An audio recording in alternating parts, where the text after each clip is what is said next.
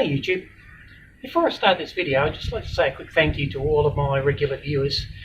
Your viewing is very much appreciated, and especially like to say a thank you to those that leave a comment.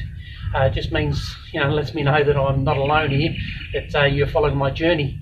And when it's all said and done, that's what this is all about. It's about basically sharing my journey with you guys. So thank you very much for being with me on this journey. And today we're going to be doing something a little bit more interesting. We're going to start looking at mounting some motors. And to me that's kind of the exciting part, because it means that we're going to have something that can move around. And that's, at the end of the day, is the end goal. So let's get into it. The first thing I need to tackle is this front end. At the moment, as you can see, it's clearly held together by clamps. And in order for me to move this frame around, I'm going to need something a little bit more semi-permanent. So what I'm going to do is quickly do a couple of little tack welds to hold these front wheels in place, so I can do a little bit of moving around. But that'll be by no means the final front end. It'll just be a temporary measure.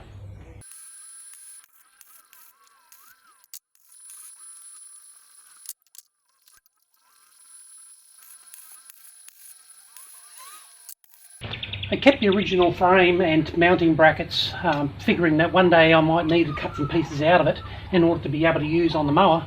And it was a good call, because these mount under here and they basically pivot the motors, which is going to be a lot easier to mount it than me fabricating something. So what I may do is just chop up this frame and use parts of it as it is.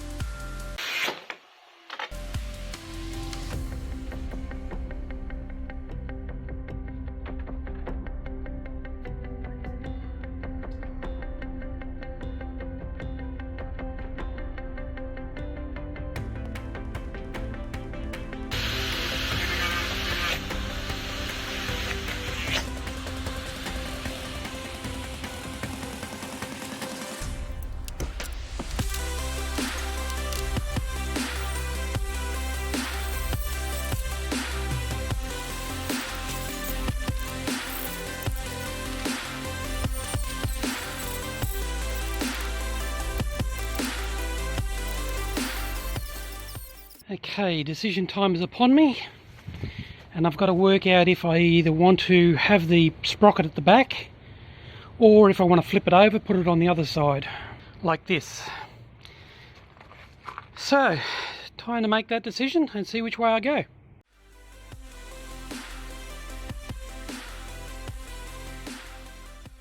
Neither. Where the pivot point is currently located, it is counterproductive to what I'm trying to achieve. Gravity and the weight of the motor will pull the sprocket down, making the chain slack. I need the opposite. I need the weight and maybe a small spring to pull the sprocket up. Since I need to move the pivot point, I may as well remake the whole bracket, since it'll work out easier in the long run.